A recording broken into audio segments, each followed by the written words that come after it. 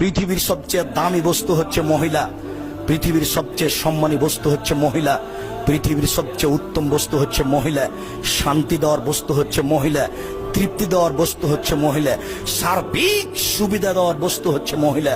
মহিলাই সারাদিন রান্না বান্না করার পরে কারেন্ট না থাকলে আপনাকে বাতাস পাখাতে এক হাতে বাতাস করে আর এক হাতে খাদ্য পানি আপনার মুখে তুলে দেয়। এ হলো মহিলা। মহিলাকে আপনি চিনেন, মাথায় গোবর আছে, এই জন্য আপনি তাকে চাকরি করতে পাঠিয়েছেন। ও চাকরি করতে যাবে কেন?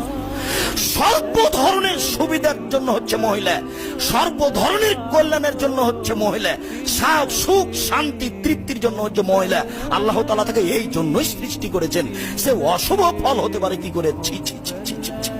মানুষের আচরণ, মানুষের চরিত্র, মানুষের জ্ঞান গরিমা নিচে নামতে নামতে এত খারাপ হয়ে গেছে, অশুভ কাজটাকে নিয়ে চলে গেছে মহিলাদের কাছে। অশুভ ফল গ্রহণ করা হারাম, কাবিরা গুনাহ।